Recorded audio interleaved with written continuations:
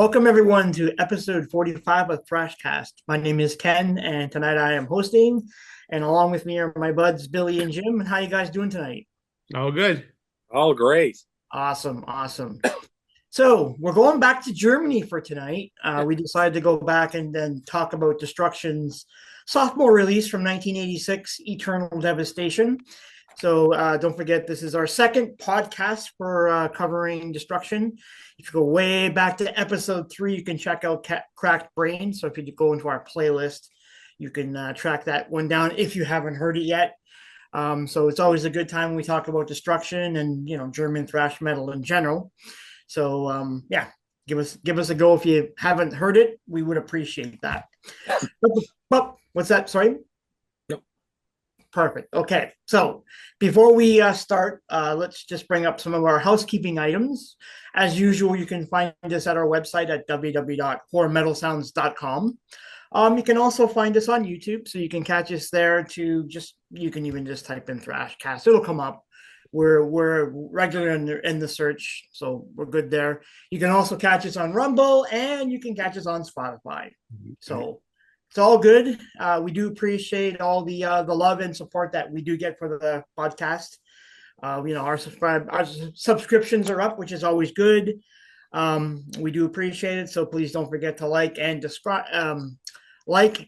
subscribe to the podcast. It helps out the algorithm, and it certainly helps you to find us on YouTube. So we'll start with our opening segment tonight, our usual discussion for news and our what's spinning items. And Jimmy, why don't you lead us off tonight? Yeah. So just a quick news item, as we all have heard over and over and over again about the Back to the Beginning, the final show for Black Sabbath, coming on Saturday the 5th in July at the Villa Park back in Birmingham. So where they began. So the birthplace pretty much of heavy metal. So they're going to be playing their final show, and there's lots of buzz around that. Tickets pre-sale went on sale, I think, yesterday and today, and they're pretty much sold out. I know to the general public, the rest of the tickets go on sale on Valentine's Day, this Friday. So that's kind of cool. But there's kind of, there's been a lot of talk. There's been a lot of press with Tony, and Sharon, like in the, in the Birmingham soccer stadium and that, kind of with their jerseys and stuff. It's kind of neat. It's so exciting. A lot of bands going to be playing, like performances from obviously Black Sabbath's going to be doing, and depending on what their set's going to look like, nobody really knows. I don't know what you guys think, but I'm thinking maybe 6 to 8 songs if we're lucky. What do you guys think? That could be about right. Yeah, I mean, for the prices, 6 to 8 songs would be a bit disappointing, but yeah, like I know they've confirmed that Ozzy will be seated during the performance. So he's not standing up. Like apparently he hasn't been using his voice, so apparently it's in good shape. Yeah. So yeah, I don't know. I mean, I'd be disappointed if I paid all those prices and I only got 6 or 8 songs. Yeah. I don't know. But I mean, and then there's going to be performances from Metallica, Slayer, Pantera, Gojira, Hellstorm, Anthrax, Alice in Chains, Lamb of God, Anthrax, Mastodon, and then a whole bunch of single people showing up like Tobias from Ghost and that.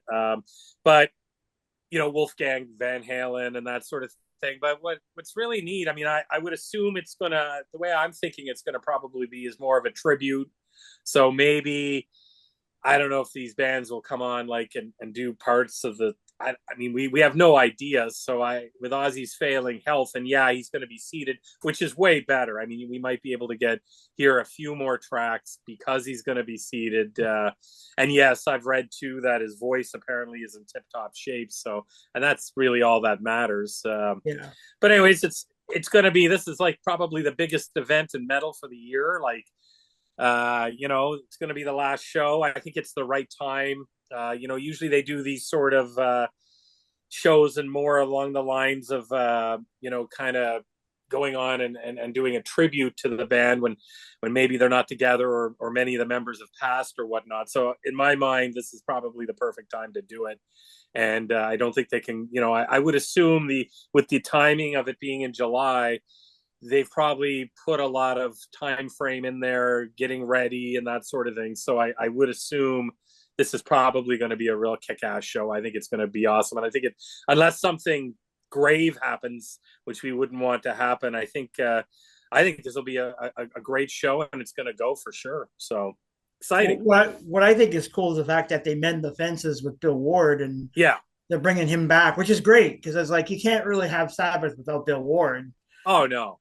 So it's nice that be a he's farewell. back. You got to have Bill. That's what I'm saying. Like I know there was a lot of bad blood for a lot of years with Bill. Oh yeah. But, it's nice that they're putting all that aside to give Ozzy his final farewell before whatever happens to him over the next few years. And for me, the tracks, if they do a shortened track list, which I mean I would assume it's probably not going to, I don't know, but if it's going to be shortened, it would be great for the other bands to take on maybe many of the other lineups of Sabbath, and they only do the golden era stuff, which I mean that's kind of what they're going to be doing, I would assume. So it's kind of neat. I've been going through all my records and thinking to myself, oh, what would they play off this? What would they play off that? So I can't wait to see it. I hope they do some sort of like it. It's obviously going to sell out.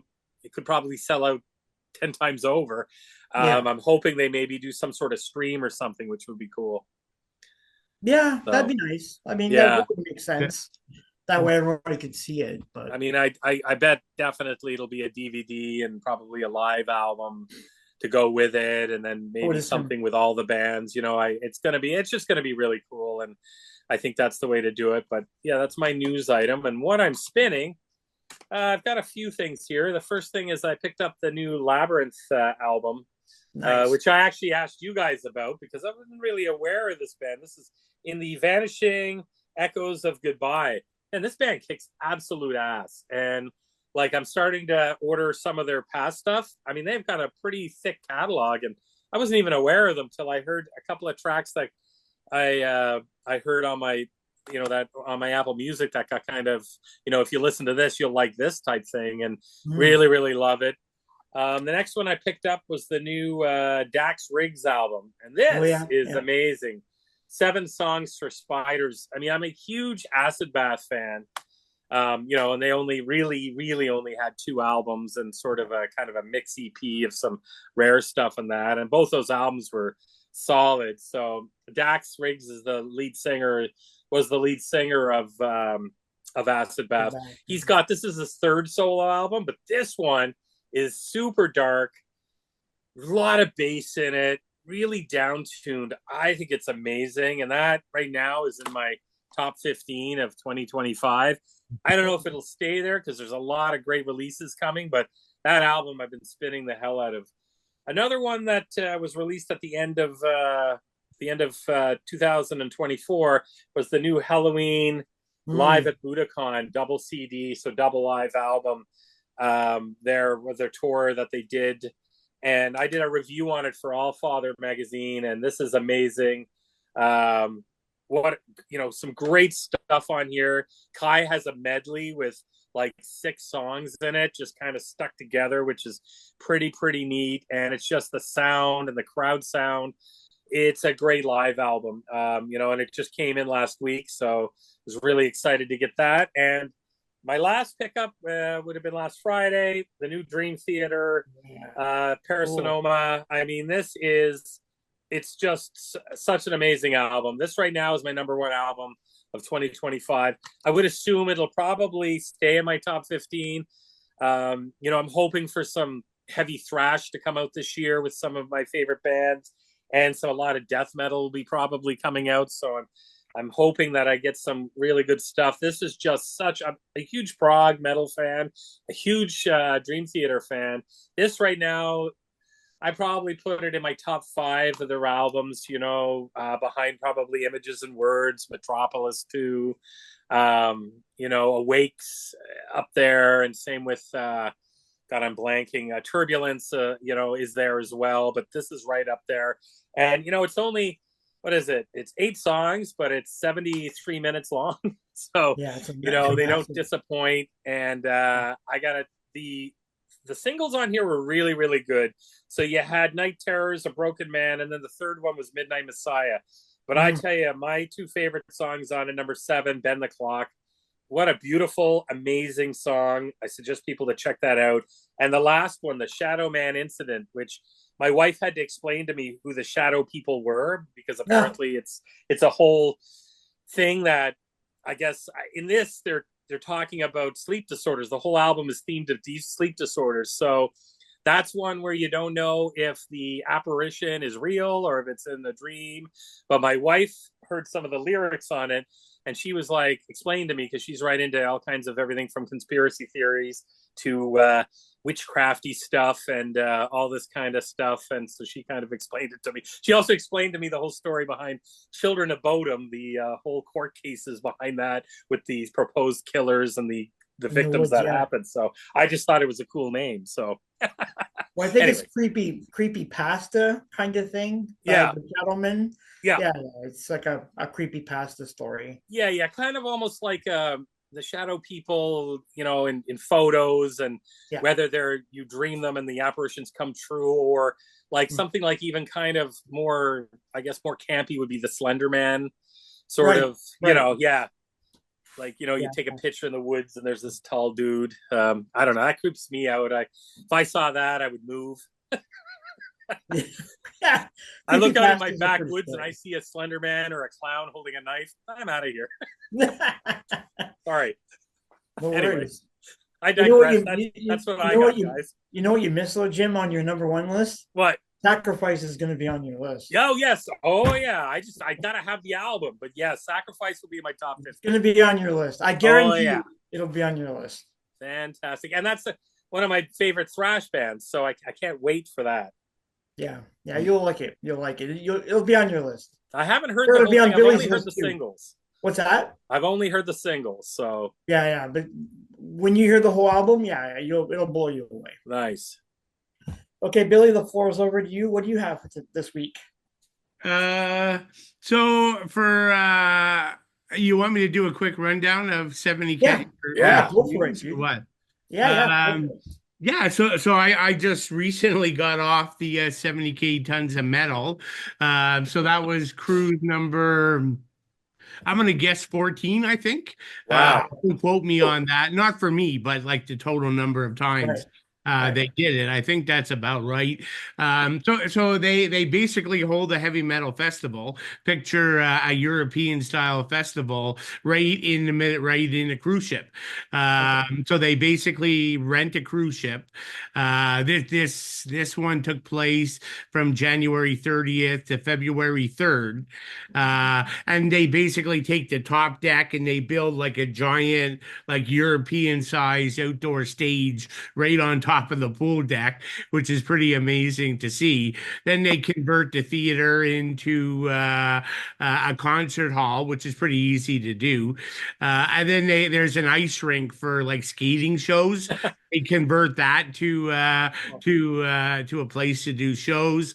And then they have a lounge that they do shows in as well. So pretty much same setup every year, largely the same ship they do. It's a Royal Caribbean ship called Independence of the Seas.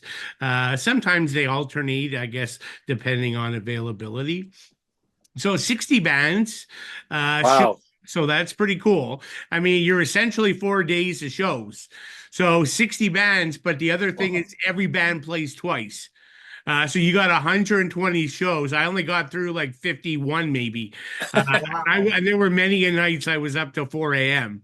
I mean, the shows stop at 6 in the morning, and then they start again at 10 in the morning. So there's only like a couple hours break, really. So you got to try to squeeze some naps in. But yeah, some of the cool bands this year, shout out to Trouble.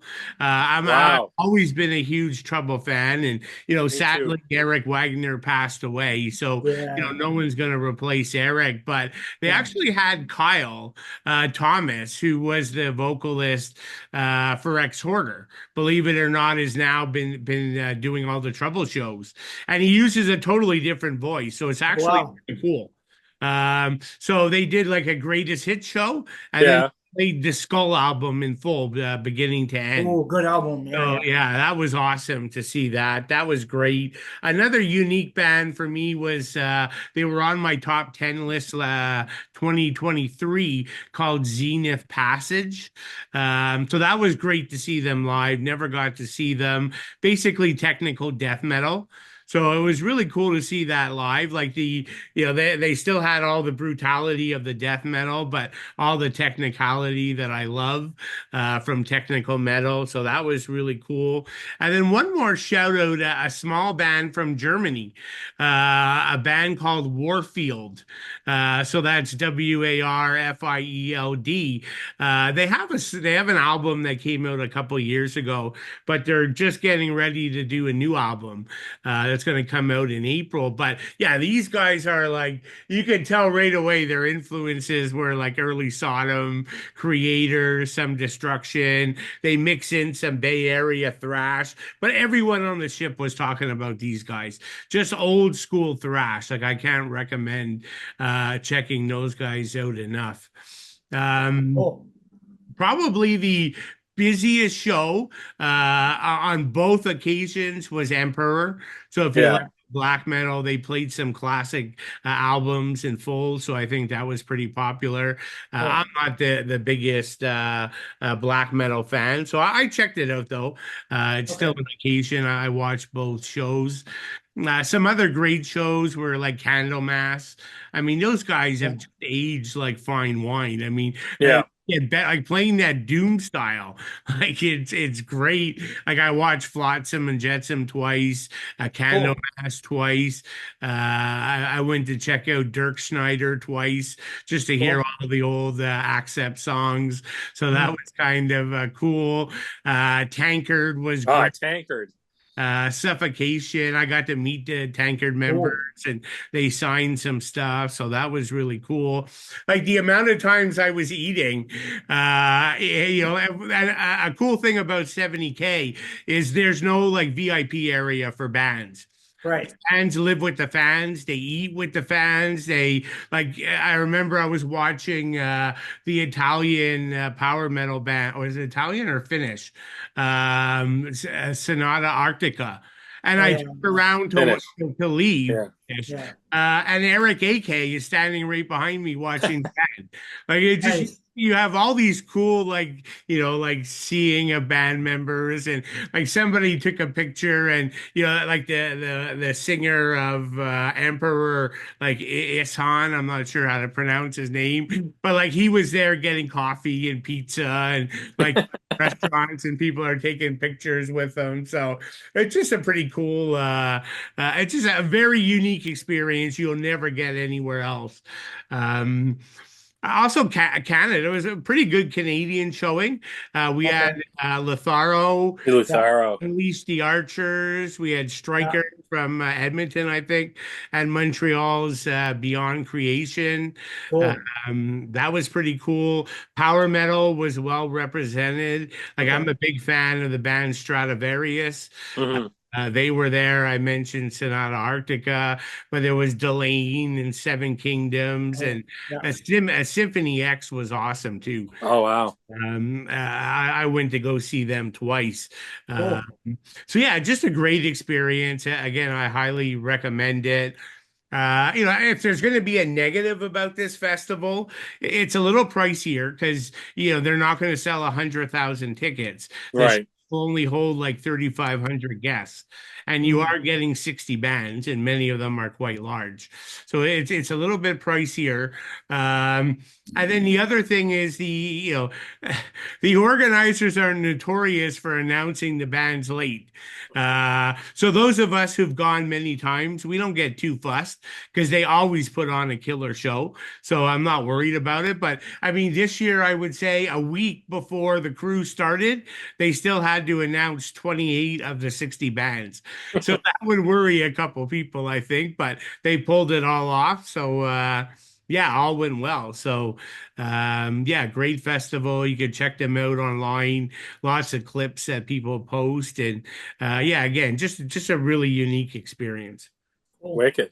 And I like how you posted on Instagram the Disco Destroyer album from Tankard. Yeah. You got all that Oh, signed? That's awesome. yeah. I mean, the only downside is so you could definitely meet the bands anywhere. Yeah, that's it.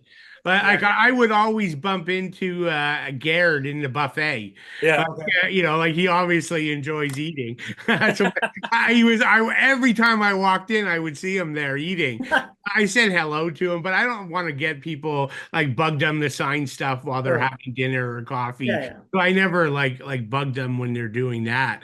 Um, but yeah, like they'll hold meet and greets. Every band has to do a formal meet and greet where they Cool. all sit there and you get in a line and take pictures. So for Tankard, I had to wait like 90 minutes Wow. because they hardly, get over to Europe. I mean, get over to North America. So there were a lot of like Canadians and Americans who wanted to meet them.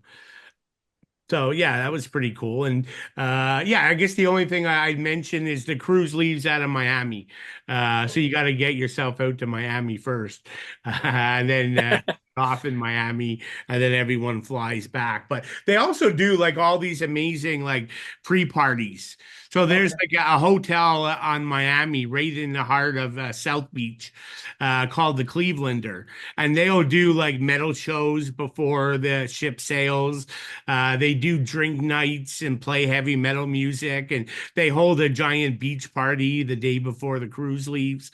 So there'll be like 3,000 metalheads on the beach, here and taking pictures, and so Very cool. just unique experience. Okay. Cool. Well, you had Um, a good time, it sounds like, anyways. Yeah. yeah, no, it's good. Yeah, great time. It's always sucks to get off the boat, this ship Yeah. that Monday morning. Anything else you want to report on this week, Billy? No, I mean, I mentioned I'm really hyped up about this band Warfield. So Yeah, they're you to give mentioned, yes. people a heads up. It's coming out April 4th. It's called With the Old Okay. Breed, on Napalm Records. It's in Napalm Okay. USA as well. The single's already out on streaming. Lament of the White Realm, it's called. So Okay. yeah, if you like what we're talking about today, you're gonna like this band. So Well, uh, I've already listened to the last album when you mentioned them. okay. So I went on to YouTube and heard the whole thing. It was pretty good. I really liked it. Yeah. Yeah. And the new music definitely was a step above. So yeah, Yeah, check sure, out the sure. new single if you can.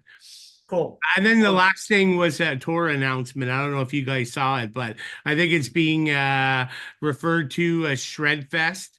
So a lot of technical death metal, Obscura, No. Atheist Origin, Oh yeah, yes, I saw that. Yeah. Yeah, yeah, yeah. and Fractal Universe. So Right. I got to see Fractal Universe actually on 70K. Is that the Warfield there? Yeah, Yeah, that's it. yeah, Yeah, Oh it's a man, nice that cover. single is wicked. that's the new one, right? That's coming. Yeah, the Lament of the Yeah, White Realm, the yeah, yeah, the yeah, yeah, single. yeah. Yeah, that's called With the Old Breed. Yeah. Yeah. And these guys, I gotta tell you, I've never seen anyone like the vocalist bass player. I've never seen anyone in my life as active as he is on stage. Like Wow. he Cool. gives Mike Muir a run for his money, but he's carrying a Nice. guitar. Mike doesn't carry a That's guitar. right. Right, No, no. bass guitar. So this guy's jumping off the drum riser, jumping off the monitors. He's running back and forth nonstop. Wow. Uses all the mics across the stage. Yeah, it's pretty impressive stuff. Did you meet them? Cool. No, actually, I didn't. The odd thing is, I discovered them very late in the cruise. Oh, okay. And the show that I really got hooked on them was like that last evening, so I never got to see them again.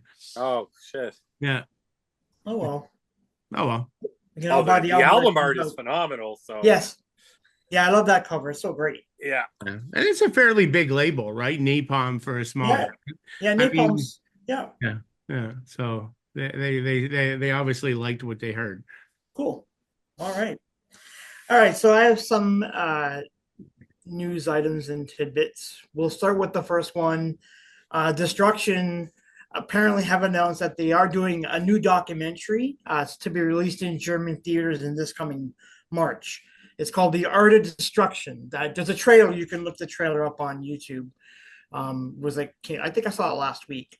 So Mike Sifringer is actually in the movie, which is kind of neat. So he came back to be. I think they filmed this like 5 years ago. So it looks like it looks pretty good. I don't know if it's getting like an international release in the United States and Canada, but they started filming this like 5 years ago. So it's like 5 years in the making. So look for that soon.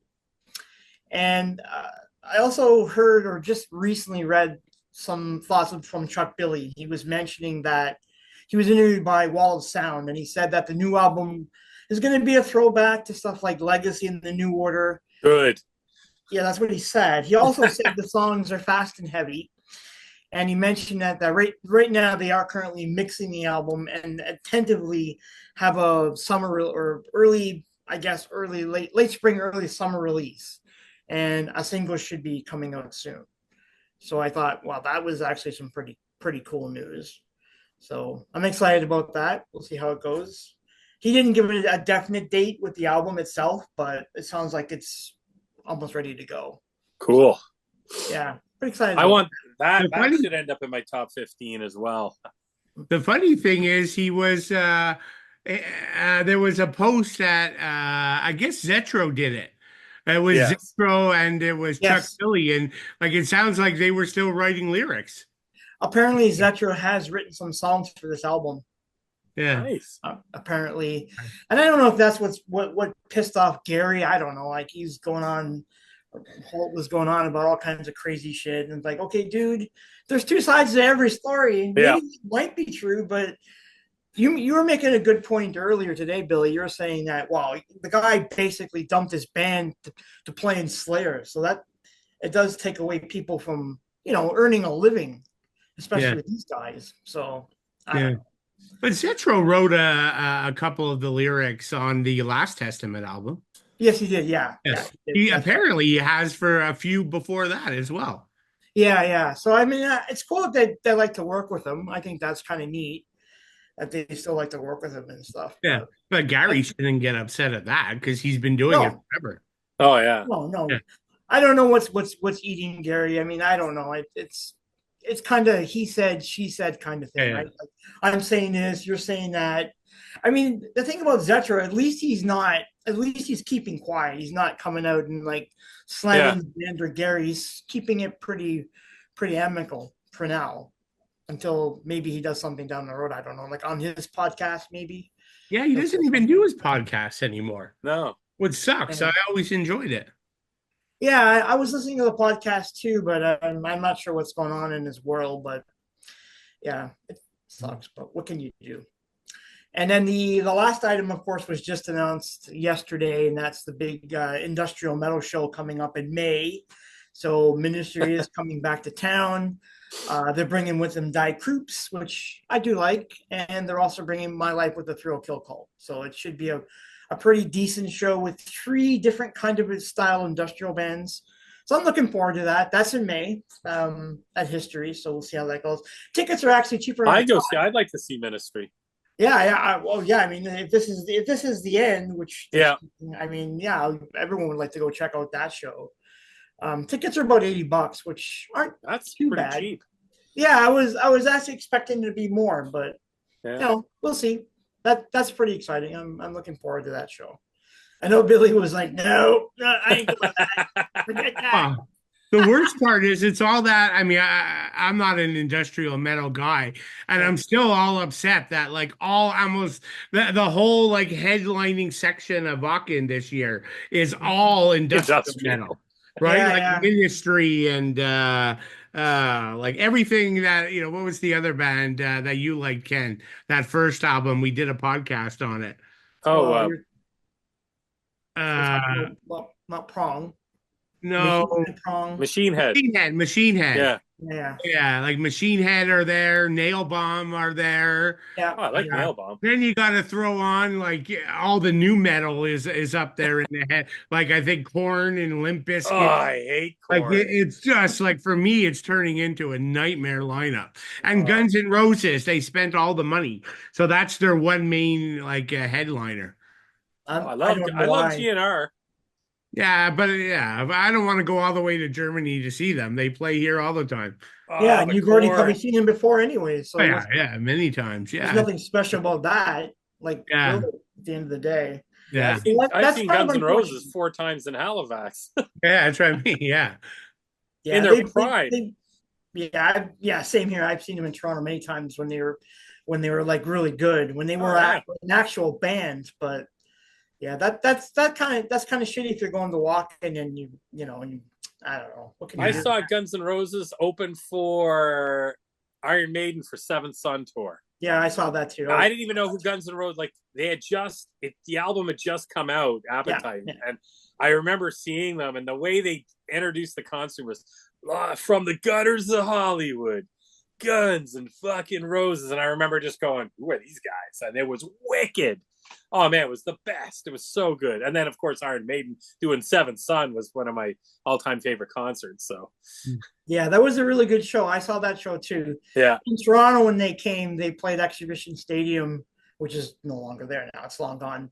Um, but but yeah, when he came on the stage, it was just a tirade of like "fuck you, fuck Yeah. this." It's like, okay, what the hell's going on here? For 5 minutes, even before anything, Yeah. even when they played a first song.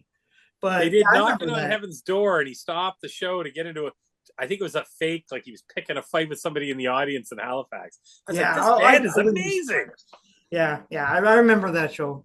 I had the same opinion as you when I saw it. I was like, what the hell? Yeah. But they were good. They Oh, put yeah. a good show. Don't Come Knocking Heaven's Door is a pretty good song. So Yeah. I liked it.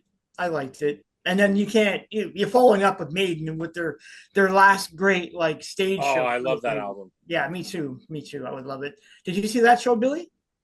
yeah. I think so. Yeah, yeah. In Montreal, or That would have been Montreal. okay, I think everybody would have saw that show. Yeah, yeah. It was a pretty big deal when it came out. It was a huge deal. But you know what, Ken? I saw Anthrax open for Iron Maiden for Persistence of Time tour. I saw they that opened too. for No Prayer for the Dying. Yeah, And I I saw that tell too. you, so they had all the gear was late coming to Halifax because we had one of our winter hurricanes. Yeah. And so Iron Maiden and Anthrax had the clock, but they didn't have any lighting. So the lighting they had to scour all of Halifax for lighting for the Maiden show and that. They still had the Eddie come out in that, but it was really scaled back, but what a good show. Yeah. It was that was a good show. I was there for that one too. Yeah. I saw that at Maple Leaf Gardens. Yeah. It was pretty cool. It was a pretty good show. No complaints. All right, so let's get down to some questions that I've put together for you guys about Destruction. We'll start with the first question, which was, and I know we've already talked about discovering Destruction previously, but tell me again when you first heard of the band, and what was the first Destruction song? So instead of the album, I'll say this time around, what was the first Destruction song you ever heard? Jim, why don't you lead us off? I gotta admit, it was probably Cracked Brain, like for the album. And then I went backwards because it wasn't really here in Halifax. I think Cracked Brain was probably at that point, what was that, 1990? So 1990, the thrash movement was in full swing and the record stores were carrying a lot more of it. Before that, I wasn't able to get it actually. But, I think, Frustrated, Cracked Brain, those songs on that, my favorite. I mean, even My Sharona from the Knack cover wasn't too bad. I love that album. We've already covered that album, but then quickly ordered and went back and got some of the back catalog, including this album. I mean, this album's one of my favorite albums as well. So, but in Halifax, you couldn't get I think Extreme Aggression for Creator. Maybe some of the earlier albums would have been there, but they would have been, I don't know, they would have been in import sections of like maybe the larger record stores, more so downtown than in the malls. But I remember that first Creator album was Extreme Aggression. And then when they brought that, because it was Epic Records, all the older stuff they were carrying just as because they were doing that. I think that's kind of what happened with Destruction. But no, I got Cracked Brain first and then I went backwards and got this. Cool. And how about you, Billy? Yeah, this one's tough. Like I'm hoping I don't contradict myself. I don't remember what I said. Like this is one band where it's a little like I remember, growing up in Montreal, I mentioned this before. We had this awesome record store. So we had the first two albums, the EPs. It was all available to me. I remember seeing them. I remember going to my friend's house and he had them. So I definitely had heard Eternal Destruction and the first album as well. Um, the I remember my memory was, boy, the guitars are awesome, but this vocalist is a little rough.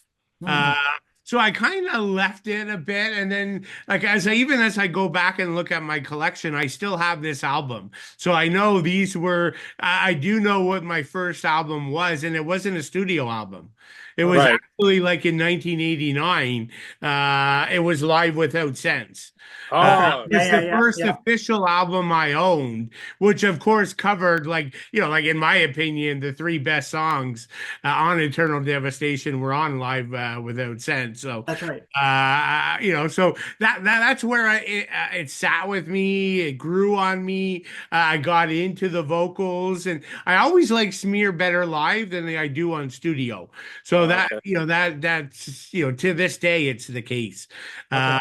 And then I would have went backwards, right? So I definitely probably heard Eternal Devastation shortly after it came out, but it was like at a friend's place, and the vocals kind of threw me off. But yeah, that's my official. I still have the OG of that live album, and I still love.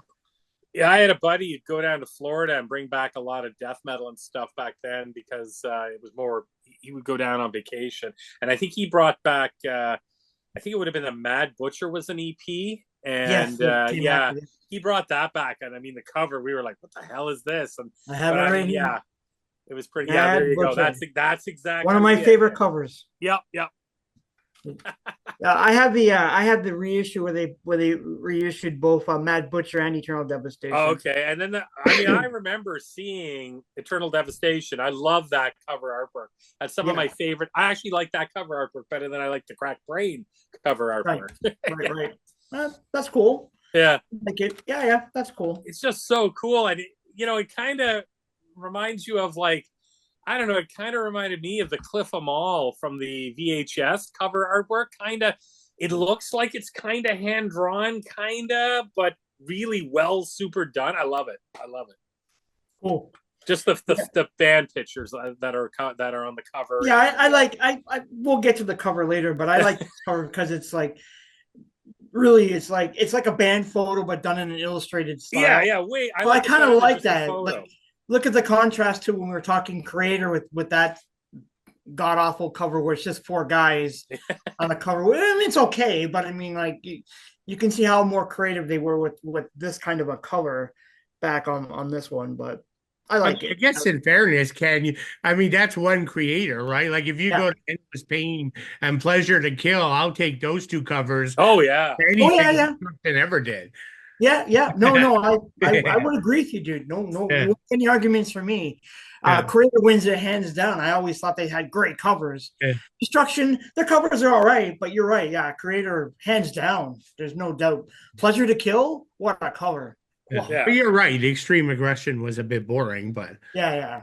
I mean, I wasn't knocking them. It's just my point. Yeah, I mean, in contrast to this, for example, like that's a bit more on the creative side as opposed to not. Yeah. No, I agree.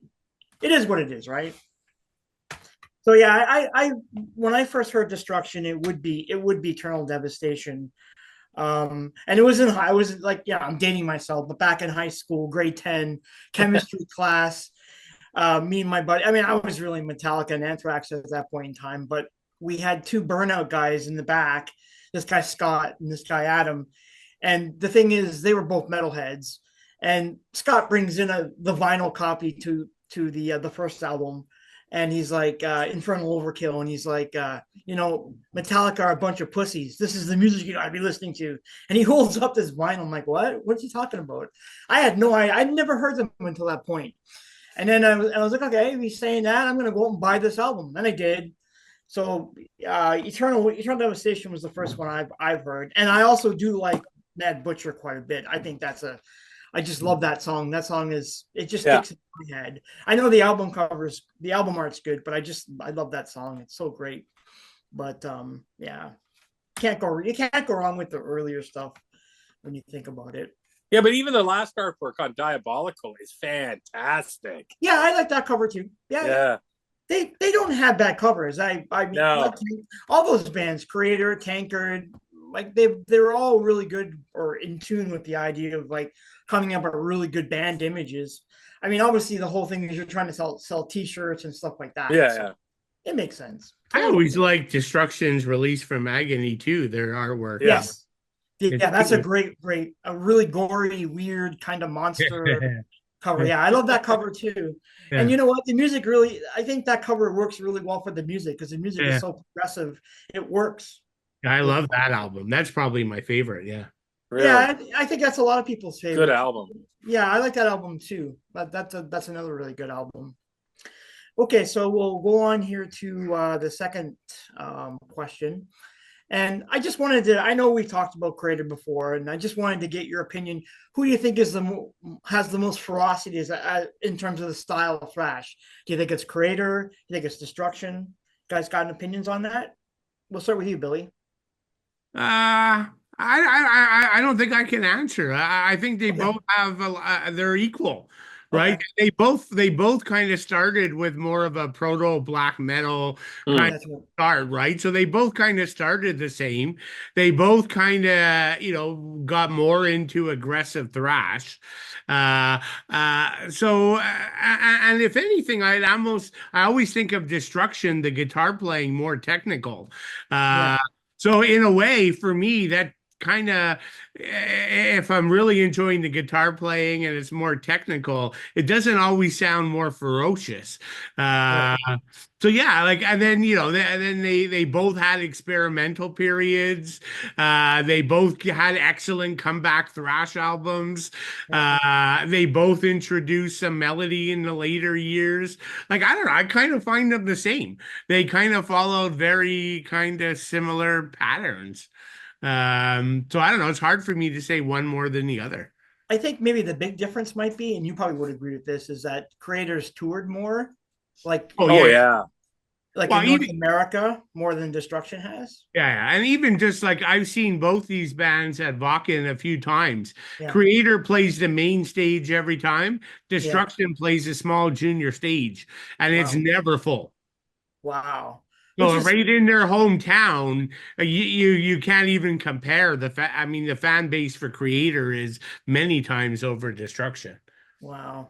Yeah, I think that would be the only thing that Creator has, is that they've really carved out a niche like on the international scene. Oh yeah, guaranteed. Yeah, I agree with you totally. Now, Destruction is coming to the US in May. Going to be doing Milwaukee Metal Fest. Yeah, which is cool. That's cool. Which is good that they're coming. Yeah, but then Creator did like 2 US tours, so yeah, exactly. You can't even compare it. Yeah, that's true. Jim, you have any thoughts? You have any ideas? If you think I'm a little bit just barely pro Creator, just because but I mean, they both these bands have had some dud albums, so like in my mind through the 90s there, but I don't know. I like Diabolical was really, really good. I think it was one of my top albums. I think it was 2022 when that came out.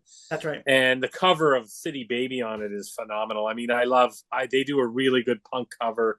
But the latest Creator album, I think I probably like that much better. Going back into the catalogs, man, it would be just so close. I can't remember when we rated the German 4. I know I had Tankard as my 4th.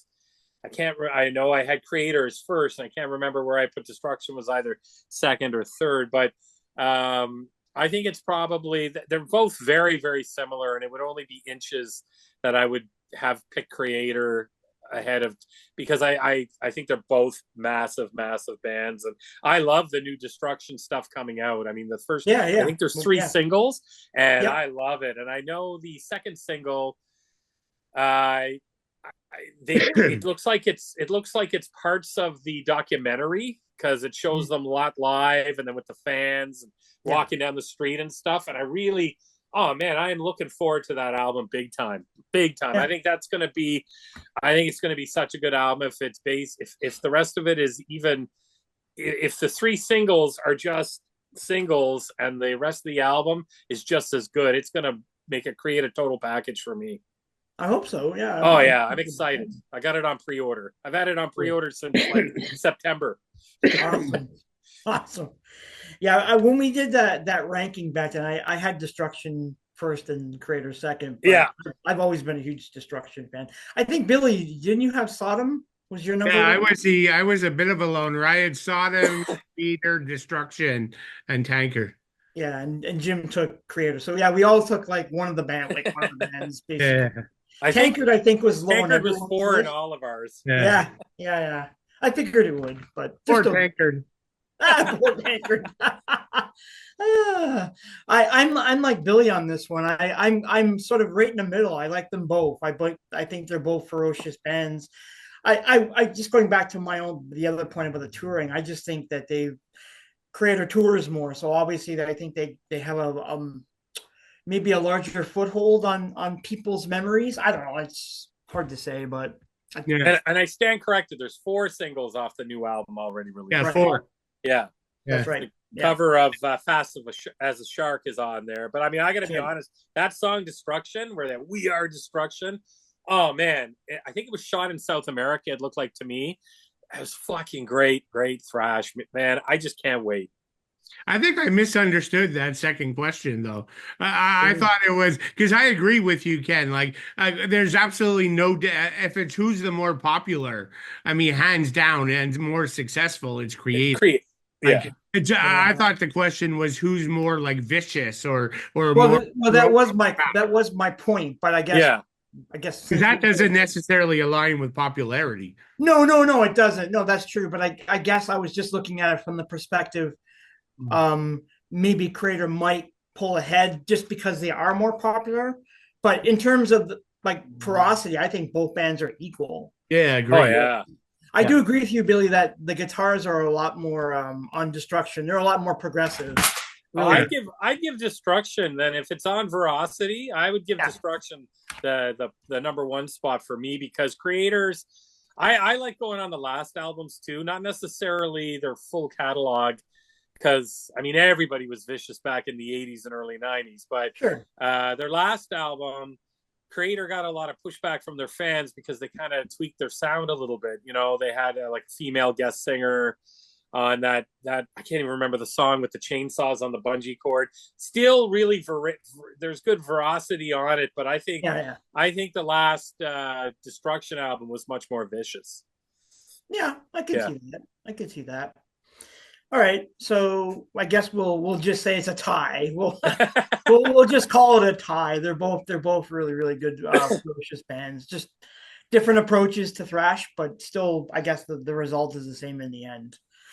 So the third question, I know we'll touch upon the new stuff that's coming out in a minute, but with the third question, I wanted to ask about just what do you think of the change? Now, obviously, they were more proto-death, black kind of style on the first album and with the EP, and then when they get to this album, they actually have a much more different sound. So what do you think of that sound? Do you think it is more progressive than the earlier stuff? Do you think if there's is there a reason why you might think that, or just your thoughts? What about you, Jim? I think a lot of the German Big Four, not necessarily Tankard, but Sodom was even proto to some degree, really popular amongst black metal. I mean, and death. They were very similar. Them and Destruction with their first EP and that. I mean, that first Sodom EP is really sought after by a lot of black metal bands, including, I think, Mayhem. I think that was accepted as more of a death metal, but more proto-black, proto-death than it was thrash. It was more accepted by them, which was pretty hard to do back then. I think even Destruction to some degree, because you think about it, they hated the whole, I mean, as much as they probably liked some early Metallica and that as a thrash, but they eventually changed a lot of the original Norwegian pure black metalists. Kind of went away from they started disdain on the a lot of disdain on the death metal, especially the Floridian and American death metal. And then those EPs I think hold a lot of weight for proto death / even proto black to some degree. And I think Sodom and even more so Creator was always kind of, even with their first stuff, was way more thrash metal than I think and Tankard. Well, they were just kind of I always consider them more of a drinking fun thrash metal band. But those first EPs from those two bands were phenomenal. And I think obviously it changed in my mind because they started to kind of go with more of a Big Four mentality to some degree for the American Big Four, and kind of just started honing their sound. It's totally different, but there is still some, as this first album, second album, third album started to come out of these bands, started to kind of go in that direction a little bit more. I mean, talking Cracked Brain, there's a lot of Western thrash sounds in there. Same thing with Creator's Extreme Aggression. It sounds like it could be a Bay Area band at that point. So that's I think it was just a natural progression into that. Okay, cool. And what about yourself, Billy? Yeah, I definitely, for me, my period is like here on, right? Like I never go back to anything before this. Okay. I mean, I guess like Infernal Overkill's okay. Like there's a couple of songs, but it's a lot rawer than this. Yeah. Oh yeah. It's definitely more proto black metal. Like it doesn't bring me back, right? Like, and Jim's right. Like the early Sodom stuff that was proto black metal, I never go back to that. Even Endless Pain by Creator, I don't tend to go back to that. So yeah, there's no doubt. Like, and I just think the musicianship was far better starting on Eternal Devastation and onward. So that's where it's at for me. Yeah, it's funny. I think all three bands all kind of started from the same sort of similar place. Oh, for sure. All kind of ended up somewhere else, which is interesting. How fast they all progressed with the music. Because I agree, Eternal Devastation to me is such a great album. The guitars and just the kind of like the prog, a little bit of the proggy sound with the way they handle it. It's so great. I mean, of course. What can we say about the vocalist? Schmear. I like him. I've always liked him. I love the vocals because it's different. It's different from what you got with Millie. It's different what you got from Angel Ripper. It's like it's totally different stuff. But I always liked it. I just like him as a vocalist. Maybe it might take time to get used to. But that was a good question because when you think about it and you watch a lot of the documentaries on Norwegian black metal, I know I'm not necessarily a big fan, but I love the history of it and the stories of it and how the bands and even some of the black metal these days are changing a little bit into more folky black metal. So it's a little bit more palpable for the masses, more so than, I mean, there's still a main hardcore black metal genre loving group that, of course, that's never going to change. But, to have Creator, mentioned in these documentaries, and same thing with Sodom and Destruction in the early makings of Norwegian black metal, I think is a testament to how strong the music was. Yeah, I can see that. That makes sense. Okay, so question number 4, we'll touch upon it quickly. That's just the cover art for this album, Sebastian Kruger, and I think Jimmy already given your thoughts. And what about you, Billy? Do you like that cover a lot, or? Yeah, no, I like it. Like it's, I mean, this is exactly what you get. Yeah, you get this tornado of like thrash, like right through you from track 1 to track 7. So yeah, like I think the album cover is exactly what you get. I think it's pretty cool. I mean, it's not an Ed Repka, drop, hit the lights cover, but I enjoy it. Like it's cool. Yeah, Sebastian's a really good artist. I mean, obviously, we all know that he went on to work with Tankard and with the Alien and all that stuff. But I always liked this album cover. I still prefer Mad Butcher. That's the one I like the best. But to each his own. Everyone has a certain taste and style. Yep. All right, and then the final question, I'm just gonna pull it up here. I wanted to know, obviously, I know Jim has already kind of mentioned it Yeah. about the new album, and we're all looking forward to it. So we'll start with you. We'll start with you, Billy. What do you think? Are you looking forward to the new album? Yeah, I mean, I have it on pre-order, but I think Okay. Ken, you and I probably felt this way more so than Jim. Uh, Mhm.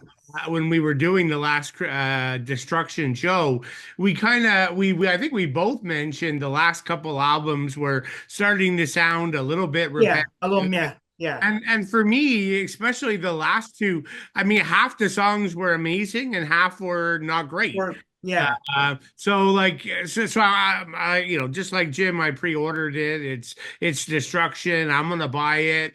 But like sure. again, you know, there's 12 songs. So I guarantee you there's gonna be some throwaways. Like there's no way a thrash band has come up with 12 like genius songs. I mean, maybe I'm wrong. Maybe I'll eat my words. But like of the four singles, I mean, Fast as a Shark, yeah, it's Yeah.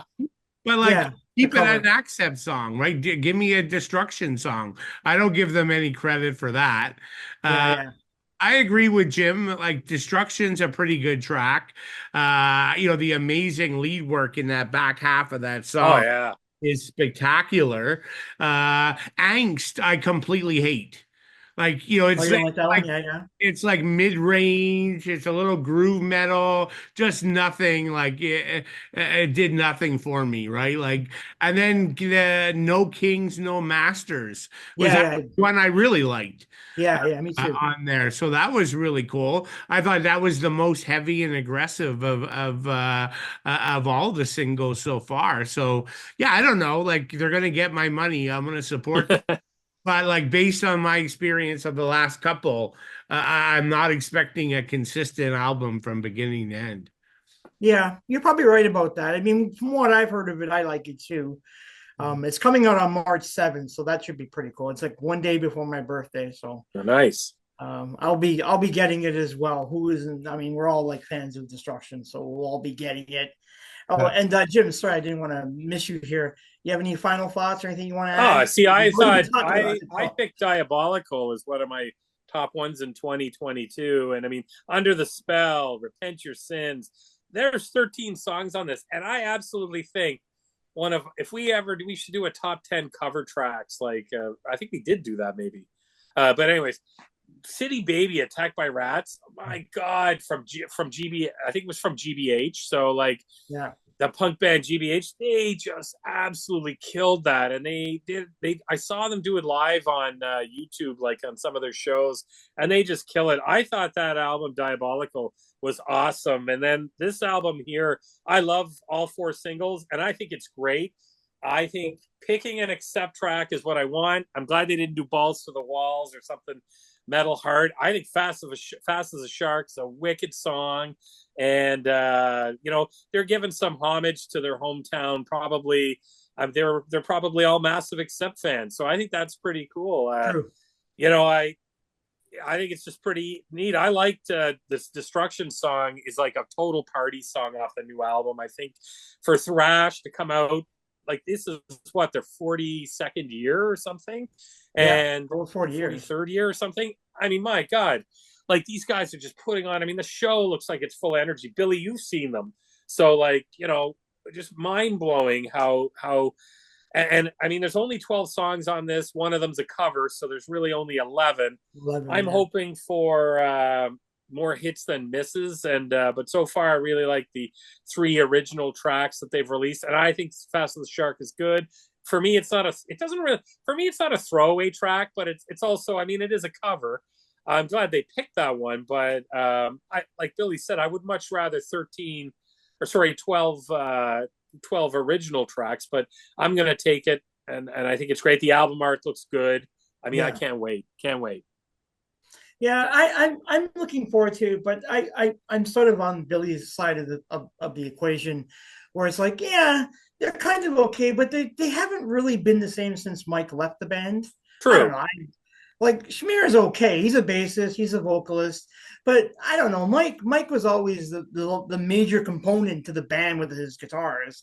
And since he's left, they've brought in these younger players who are obviously way younger than Schmear, but it's okay. I don't mind it, and it sort of sounds like Destruction, but then again, it doesn't sound like that. I don't know. Maybe it's just me, but it sounds like it, and it doesn't sound like Destruction. I don't know. That's just my opinion. I just think Schmear brings an attitude that is like, I love the attitude of the band walks into a room before they even get there.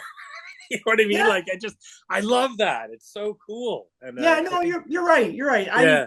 I don't know. It's just it's like it sounds like Destruction, but I know Mike isn't playing there, so like I'm a purist. I wish he was still in the band. They obviously made great music together, Mike and of course Schmear as a duo over the years. But it's just kind of sad that he decided to leave the band. Yeah. I don't know. What about you, Billy? Do you miss? I'm assuming you miss Mike as well. Yeah, no, like that's a big part of why the last couple I think haven't been as good, right? So, yeah, no, I agree with that completely. Yeah, it's too bad, and I don't think it's bad blood. I just think he maybe just got bored or tired. He wanted to do something else. I don't even think he's playing guitar in another band or anything. I'm not even sure what he's doing.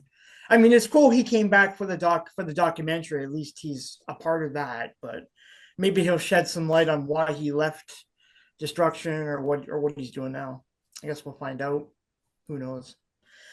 All right. So before we get into the discussion of the album, we don't really need to have much of a bio because we all know who they are. You know, they're Destruction. They're part of the big German four, Thrash.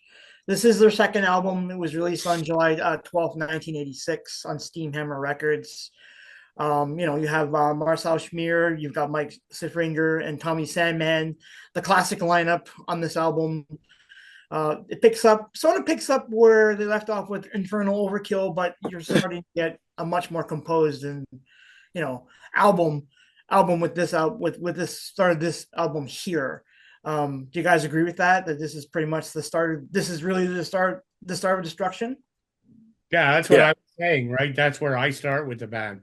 I don't go back to anything before Eternal Devastation.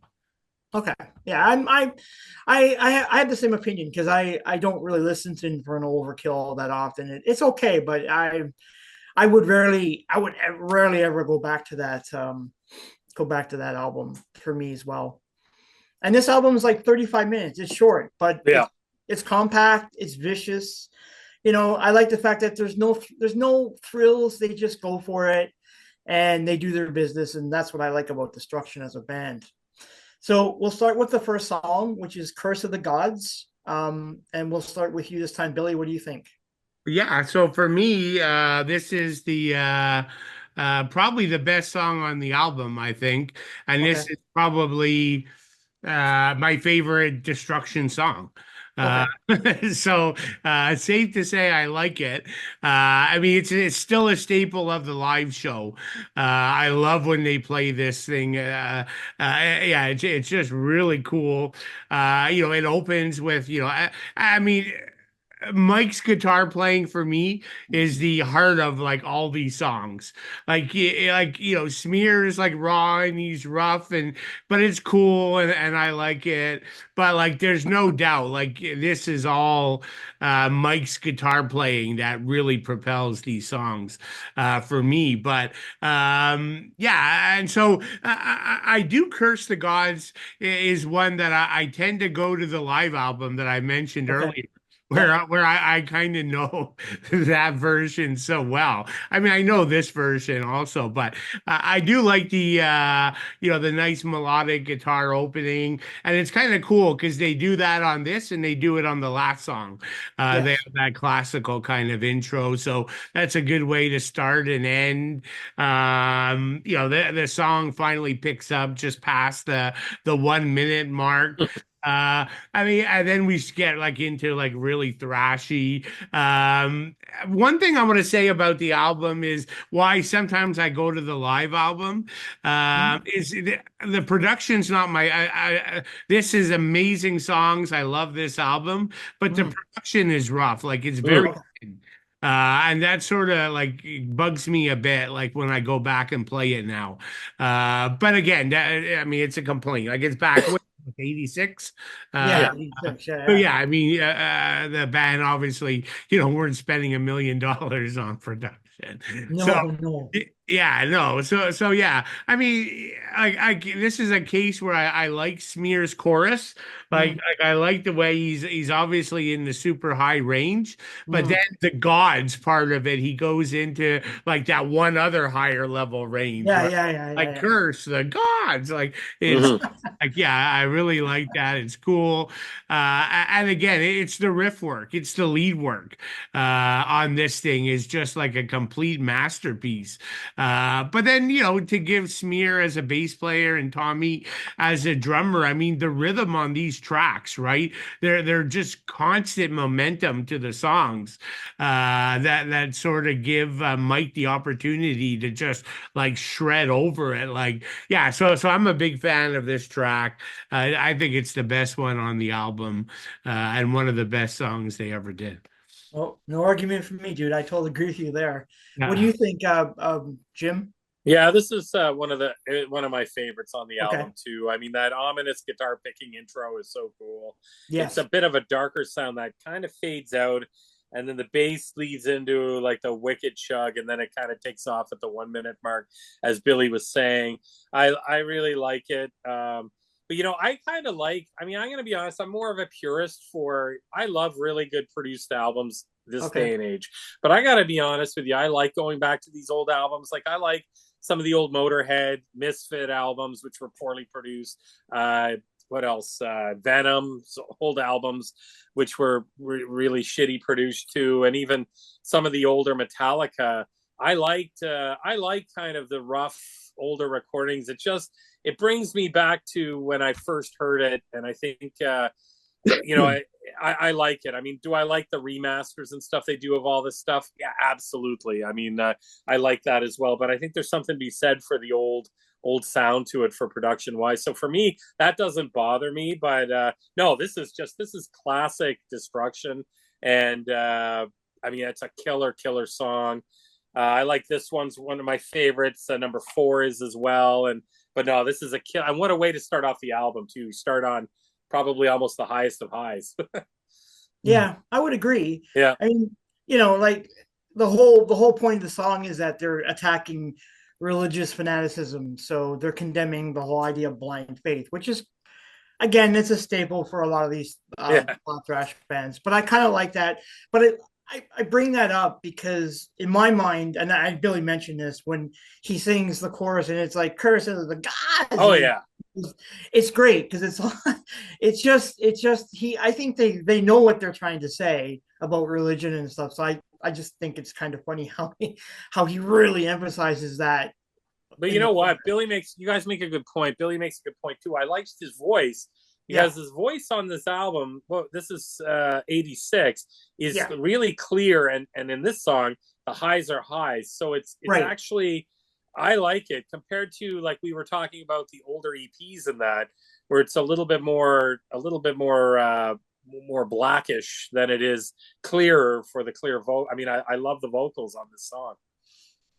Yeah. Smear, I think Smear is pretty unique. I've always liked his vocals. Yeah. I don't know. For me, maybe that's one of the reasons why I really like the band so much, because I think the vocals are entertaining on every album. I mean, oh yeah, like his current style now is all right, but he's sort of, I don't say it's meh, but I don't know. I like his vocal range on the earlier albums. The later stuff's it's serviceable for me, but I don't know. I think with your point, Jim, about going back and listening to this stuff, there's so much exuberance, so much energy.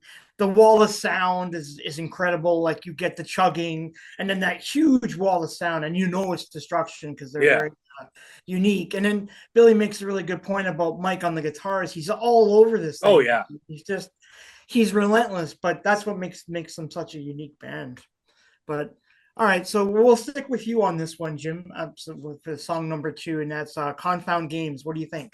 It's a good song. I mean, that cool guitar riff intro that that kind of plays throughout the song, so they keep returning to it, which is great. And I think around 40-41 seconds, the song speeds up as the vocals cut in, and the screams are really cool in this one. I like those high screams.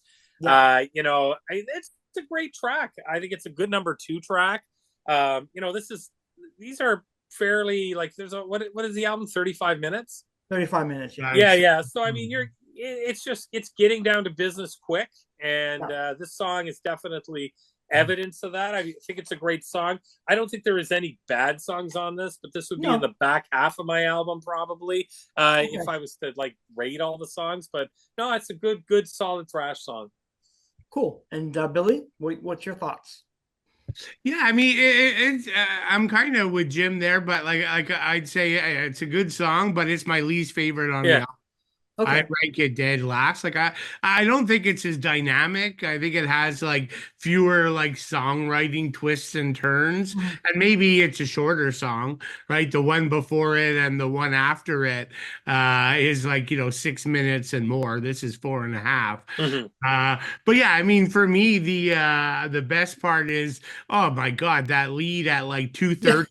And then like it just it leads into like an instrumental section, and so like 2:30 to 3:15 is like the best part of the song for me. And so but Smear, I probably like him not as much here because he's a little more uncontrolled or a little more unhinged here at times. But like I love 6 of these 7 songs. I think are excellent. It's just this one for me is something's got to come at the bottom.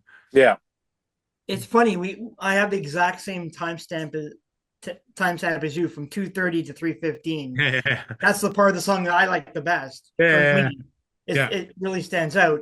But unlike you guys, though, I love the vocals. I love the fact that, as you mentioned, Bill, he's unhinged. It just works. It's just, I don't know. He brings a different dimension as a vocalist than you get. Like Millie is really, really curious as well, but I don't know. Smear, it's more, as you mentioned, unhinged. It just seems to work with the style of the songs. But this is I think I like the song myself. I think it's pretty decent. I mean, again, they're talking about having dark thoughts, and your dark thoughts of revenge, and how it makes you feel lonely and isolated. I think it's cool.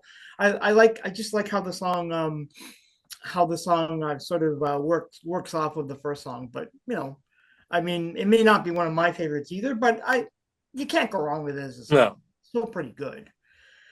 All right, so we'll go into the third song, which I think I have a feeling we all like this one, Life Without Sense. What do you think, Billy?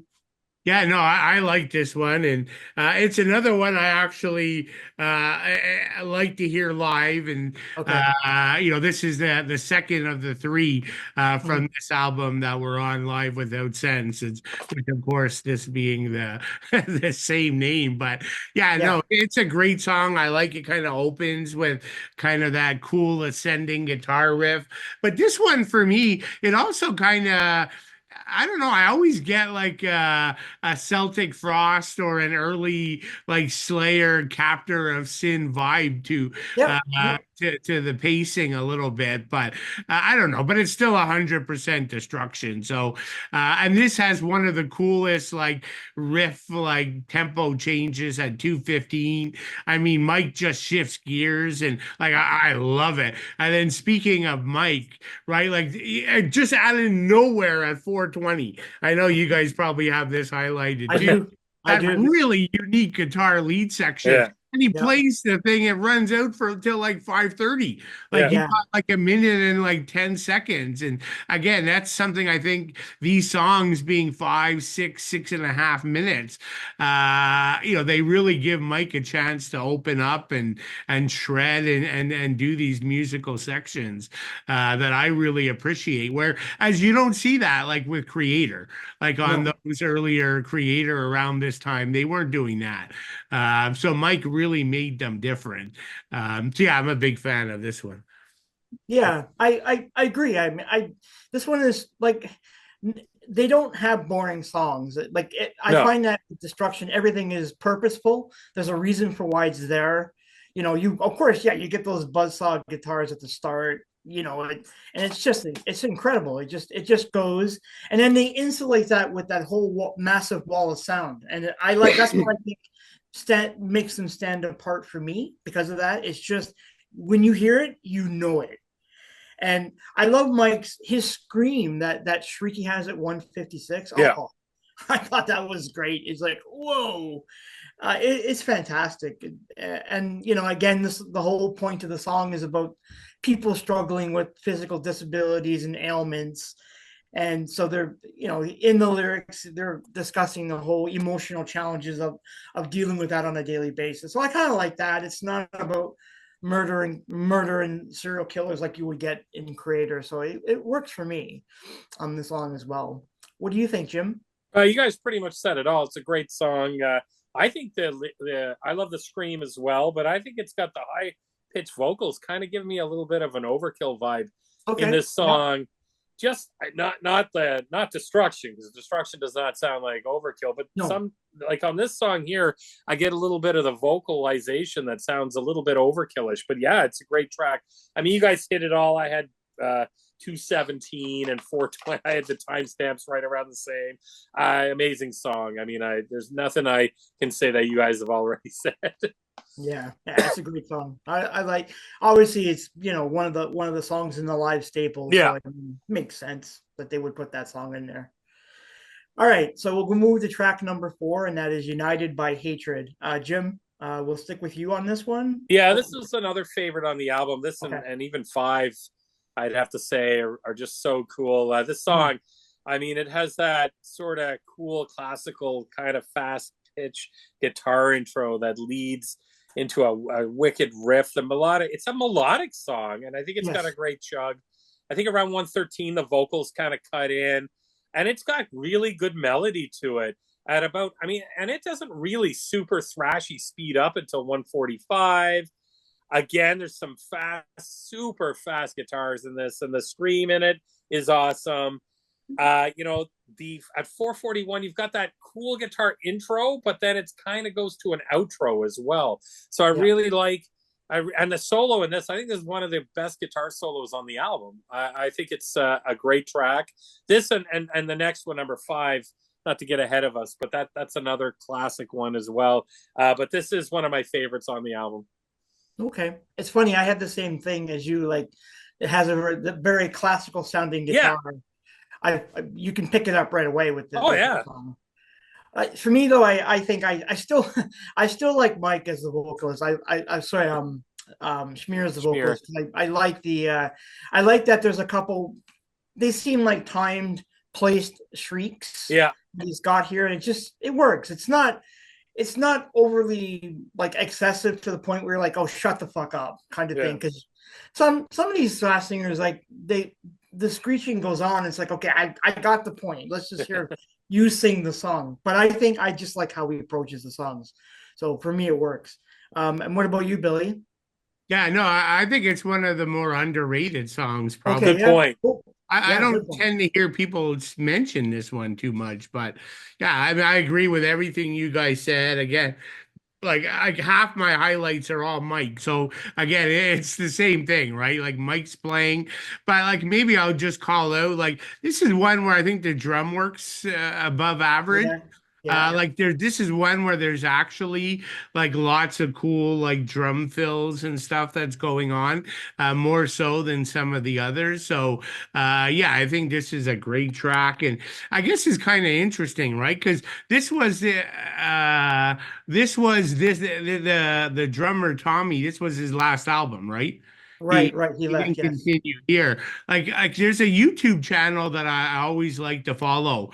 He's from Germany. His name's Jürgen. I've heard that guy. Yeah. He knows like more about metal than all 3 of us put together.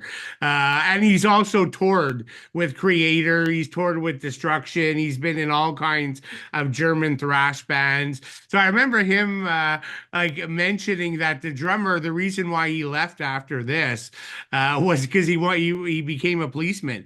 Like he shaved his Oh, hair I didn't off. know that. Really? And he went to police academy, and so like the tour for this album, like towards the end, his head was shaved, and Oh, then he had wow. to kind of go and start his job. So you actually had like Witch Hunter of Sodom had to join Destruction to finish the tour. So, but that's the kind of thing about Jurgen's channel. Like he knows, like he still hangs out with all these guys like on a regular basis. So like it's great, and he toured with them from the old days, right? And he has a really cool. I think probably his latest band is called Repent.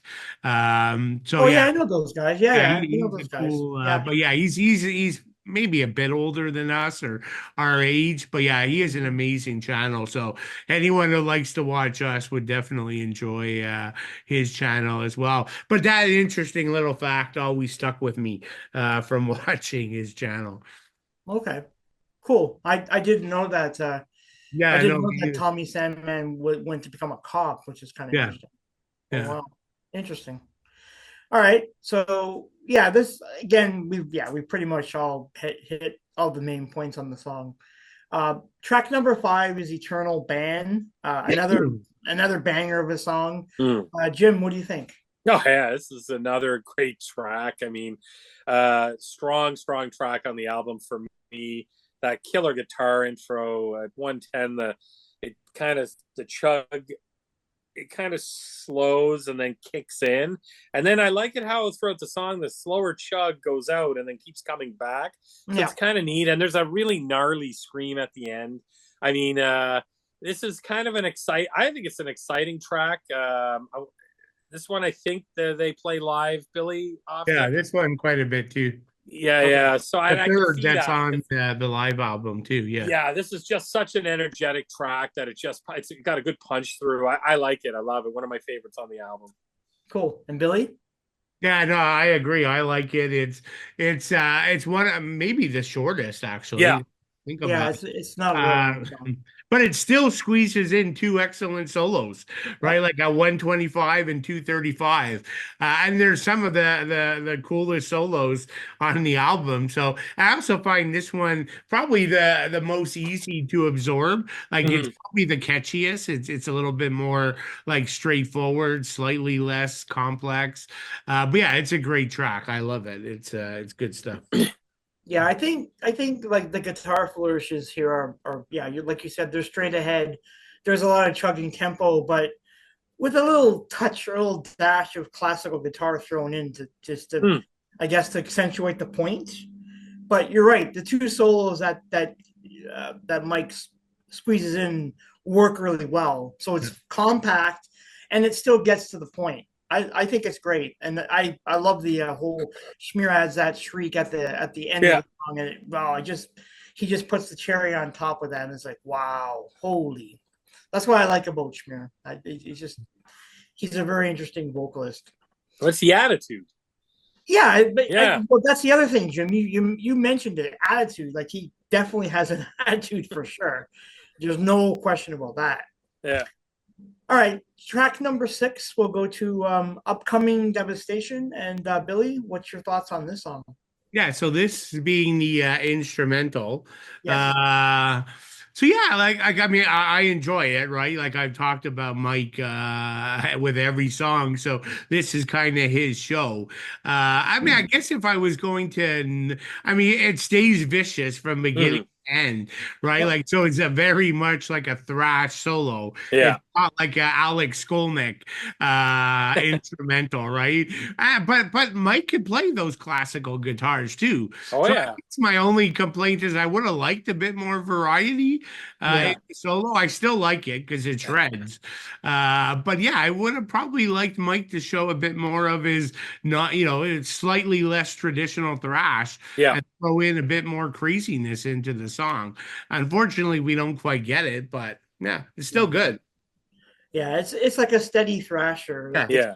straight ahead. It's again, he gets to the point. I like the riffs. Like the riffs are pretty massive for me in this one. For But my you can easily throw in vocals on this, right? Because it's just a typical thrash song. Yeah, you definitely could. Yeah. I don't see why you couldn't. And Jim, what are your thoughts about the song? Exactly what Billy said. I think that, and what you said there, Ken, about throwing vocals on it, this should have been a vocalized song because it's just a thrash kind of banger. If you're gonna, and it definitely is a guitar showcase of thrash. But I would have, like Billy said, at 4 minutes, at 4 minute, I would have liked more of a walk around into the how diverse the guitar playing could be. Would be a little bit better for me, like a little bit of classical maybe thrown in, a little bit of change ups in there, so that we're not listening to just a straight out thrasher. It's great, don't get me wrong, but I think this would have been. I think they might have missed the boat on this for putting vocals to it, and then maybe doing another 3 minute or something of just maybe adding another song to the album of like a 3 minute, more of a, you've got the bass, the drums, but more of a guitar showcase with a little bit more from both ends of kind of showing off what he can do. I mean, we see that on every song on this album, but I just think this song would have been more effective as a vocalized song, exactly the way it is with vocals added in. Yeah. Okay. Well, we'll just like piggyback off that for the final song, Confused Mind. What do you think as a closer, Jim? I think it's pretty good. I mean, it's kind of weird because the classical guitar intro kind of comes in on this one for me, and it almost makes you think, wow, are we getting a ballad here? When you're first listening to it, I mean, Destruction and the ballad doesn't go hand in hand, but and then at 108, the song just kind of kicks off with the fast-paced riffs, and the drums really get in, and it's almost kind of like there's almost like two songs in one with this song for me. Like there's almost like an intro part, which I mean, yes, there can be an intro without being a separate song, but it just has two different feels for me. The vocals are great. I think it's just got those fast guitars. At 250.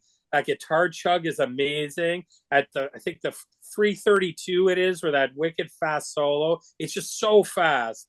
At 419, you get that riff directional change, and the drums come in as well. And I think then you got those kind of that breathing with footsteps, kind of freaky kind of sound that's there. That kind of gives you the feel that maybe, I don't know, somebody's following or being followed, or they think they're being followed.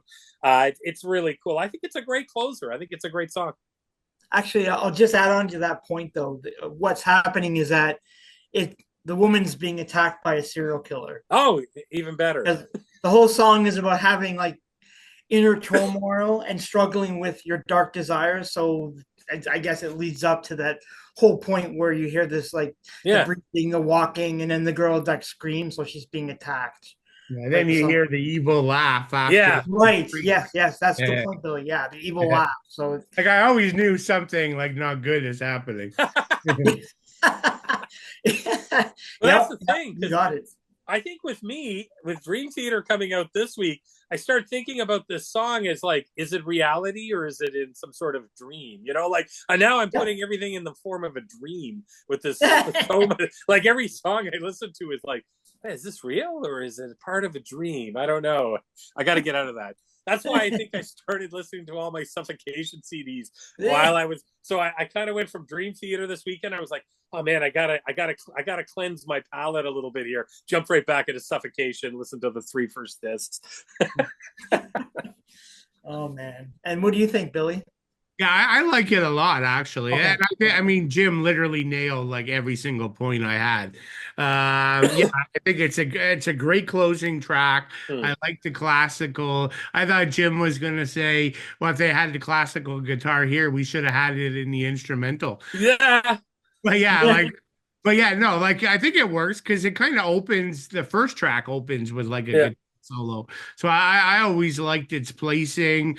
And again, for me, it's that section at about 240 or so that runs to like 410, and Jim hit it. Like it's the riffs, the leads that are mixed in there. I mean, it's like easily like a minute and a half of like Mike of the Mike show. So that's fantastic. Like Jim mentioned, the 420, the shift in direction there. Yeah, I agree with that. Yeah, it's a great song. Great way to end the album. No complaints about the way they ended this one. Yeah. Correct me if I'm wrong, but they played this song live a lot too, do they not? I don't. I think I've heard it live, but not like the other three we talked Okay. about. It's funny. I always thought the song would be. It's the perfect song to play live because it's. I don't know. I just thought they would play this song live a lot, but Yeah, I guess they got a lot of albums to play. oh yeah, I know. That's the other thing. That's the There's so dilemma many when you're hits like on it. a 40-year career. What do you Yeah. play? Yeah. And I've only seen them like 3 or 4 times, so I'm definitely not like an expert on what they play live. But I've never seen them live. I wish I did, but yeah, I would love to see them live. But to me, though, like seeing them live now would be okay. But it's you don't got Mike there, so it's oh yeah, no, yeah, it's like it just won't be. It won't be the same. No disrespect to the current lineup, but Yeah. I want to see Mike play guitar. I oh the well. last time I saw them was probably 17. Oh, Okay. okay. Mike was still there. Like Mike was still there, yeah, because he's what he recently left the band five last two albums he hasn't been on, so yeah. Now like he won't be there when I see him like when I see them later this year, unfortunately. yeah, it's too bad. Yeah, because the lineup they have is all right. Like I don't mind the guys that they have in the band, but it's not the same. I don't know. He's just so unique. You can't replace. It's like having Destruction when Smear left. Yeah. The vocalist from Poltergeist was great for Cracked Brain, but he's not Smear. I mean, that's Destruction. No, yeah, Andre Greeter's a whole different kettle of fish. Yeah. But I actually prefer him as a vocalist, but I miss Smear because that is Destruction. Yeah. Yeah, I could see. Yeah, I could see that. I mean, I could see people not liking Schmear as much, but I don't know. He just brings something unique to the band, in my opinion, which is the reason why I'm so attracted to the band growing up and why I like their songs. But oh well, what can you do? And only 7 songs. Have we ever talked about an album that only had 7 Yeah. songs? I don't think No, so. I know. It's so short, So but weird. Short but compact and still deadly. That's my opinion. Like it's short, compact, and deadly as hell. And still like progressive enough that you're getting, like your ears are getting attuned to something a bit different. But so anyone has any final thoughts about this album before we move on? Yeah, cool. Jim? No, I'm good. Billy? No, I'm good. Awesome. All right. So that's the album. I'm glad people tuned in for that. Now, with our last segment, we thought we'd go back to talking about thrash. So as we always do, a top 10 of your favorite thrash records. So we've kind of sort of done them all. Yeah, that's true. I was just going to say we might be cheating a little bit because on our old website that we were part of, we did our top 50 albums. So I know Billy was saying that he might just take the albums that I actually moved 3. I moved 3 or 4 around. Okay. Yeah. So it's not the same. Okay, cool. As I thought about it, I don't think I had it right. Yeah. Okay, no worries. I did the same. You're the same, Jim? Okay, cool. Yeah. So Billy, we'll start with you. Why don't you give us your list? Yeah, so I think these are largely in order, and I don't know, like 8, 9, 10 could easily change it depending on how you feel. But for number 10, we did this already. Death Row, Deception Ignored. So you can check out our podcast on that. We did Sacred Reich, but not this album. But I made it clear that my favorite album was Ignorance. So that's my number 9. Number 8 is Creator, Extreme Aggression. We did that. Number 7, Sodom. And it's a tough one for me, Persecution Mania or Agent Orange. I go with Agent Orange. It's just, I don't know. For some reason that's always stuck with me. Number 6 is another recent one, Overkill, The Years of Decay. Number 5, another recent one, Testament, The New Order. This is a big change for me. I moved it way up the list. Megadeth, Rust in Peace. I always have a bit of a bias against Dave. So I think this was like, I had this above 10. Okay. That's just stupid of me. So I had to move that back up. We did 3 Slayer, Rain and Blood. Excuse me, number 2, Sepultura. I guess this is Death Thrash, but Beneath the Remains is one Oh of my man. all-time Still Thrash, favorite dude. albums. And then my number 1 is that stayed the same, Metallica and Justice for All. I know I'm probably gonna get booed by Metallica fans, but That's okay. Who I go cares? backwards for me. The top 4 count, and I go Justice, Master, Ride the Lightning, and Kill 'Em All. I Yeah. know Jim disagrees. I remember you saying that. No, I remember that's fine. I mean, Justice is like the the I just icing. love it. I don't know why. It's my favorite album. Yeah, cool.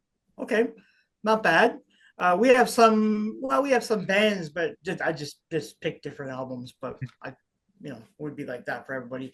What about you, Jim? Oh man, half mine are the same as Billy's. Oh, cool. Okay. But I'll start off. I got a tie for 10. I went with Okay. Annihilator, Alice in Hell, and Demolition Hammer, Epidemic of Violence. Nice. I couldn't leave either of those off, but I couldn't knock anybody else off my list, so I cheated. Okay. Number 9, I went with Voivod, Dimension Hatros, one of my favorite albums of all time. Number 8, exactly the same spot as Billy, Creator, Extreme Aggression. Sepultura hit my number 7 with Beneath the Remains. Number 6, Exodus, Haunted by Blood. Number 5, Overkill, The Years of Decay. Cool. Number 4, Testament, The New Order. I mean, Cool. Number 3, Slayer, but not Rain and Blood. My favorite's always been and always will be South of Heaven. I love South of Heaven. Number 2 for me is Megadeth, Rust in Peace. And, well, my number 1, Metallica. I'm on the other end of the spectrum from Billy. Kill 'Em All. Kill 'Em All. Nice. So it's so funny because Billy's reading it and I'm like, I know he was moving Megadeth up because he hinted on that on our last when we were chatting. And he's like, I got to move a couple of mine around. And I knew what he was talking about. Oh, okay. He's cool. just got so much. I know Dave ruins it for so many people, but that album is just so good, Yeah, you can't go wrong with that. No. That's so true. Okay, so I'll do mine. Like Jim, number 10, I have Annihilator, Alice in Hell. Nice. It's a great album. You can't go wrong with that. Yeah. Number 9, I have Sacrifice, Forward to Termination. Yeah. I always have a soft spot for that album. Reanimation, such a great song. Just love it. Number 8, I have Creator as well, but I went with Coma of Souls. That's one of the albums that I've always loved. Number 7, I went with Exodus, so I went with Pleasures of the Flesh, which is an album that nice album, but that's a great album. Number 6, Destruction, I went with Crack Brain because it's the album that I really, really love a lot. Number 5, I did go with Testament, but it's Practice What You Preach, which is an album that I really, really dig. Number 4, I have Megadeth, but it's Peace Sells, which is an album that I really like. It's a great album. Yeah, it's doesn't get talked enough, I don't think. But number 3, Slayer, Rain and Blood, which is probably my favorite Slayer album. Metallica, number 2, that's Master of Puppets, which is my favorite Metallica. And of course, my number 1, like you guys, you stick by your number 1. It's Anthrax, and it's Among the Living. That will never change. It's always, and it's funny. That's how I had them all on my top 50 list when we did that. I was like, yeah, these are all the bands I had on there. So I'll be honest. For me, Epidemic of Violence, when we did the Demolition Hammer show, that really pushed it up for me. I've been listening to their albums ever since, like much more. Because when I did that 50 list there, what was that, 2 years ago or a year ago? It was probably some of the albums were a bit stale because I hadn't listened to them in a while. So doing Thrashcast has really brought so much thrash metal to the. Now we do our top 10 thrash metal bands. If I did I could do a top 50, no problem, like right now. Well, you know what's good about this though, because it's nice that we can talk about bands that we may have forgotten about or don't know much about. So it always changes your perspective after a while because it's like, oh, I didn't know that. Like, Yeah. Billy is bringing up albums that I've not heard or you've not heard, Jim, or vice versa. Yeah. And it's great. That's what I like about it because there's always something to talk about that maybe some of us or all three of us aren't as familiar with. So it's great for that reason. Well, as soon as this show's over, I've got on my phone ready to go Warfield. So, and I'm going to order the album tonight. Nice. Awesome. Cool. All right. So with that being said, we do have a show for next week, and Jim, you're hosting. So go ahead. You can announce it. Yeah, we're going back to the United States. So New Jersey, we're going to hit Whiplash, Power and Pain, 1985. So another kind of classic, kind of moving to the East Coast thrash movement. So and an older one we'll too. definitely check that one out. In 85, yeah, we're going back a little older on top of that. Yeah. Did you do that, Jim, for that other channel? I mean, didn't you? Yeah, I did it. Yeah, I did it with Stacia there, and it was it that album or a different one? No, it was that album. Yeah, oh, it was okay. Yeah. So nice, pretty cool. But I mean, we could have done that one's a great one. The second one, they've got a pretty good discography, a short discography, but a pretty solid one. Yeah, I think they've always other albums are pretty.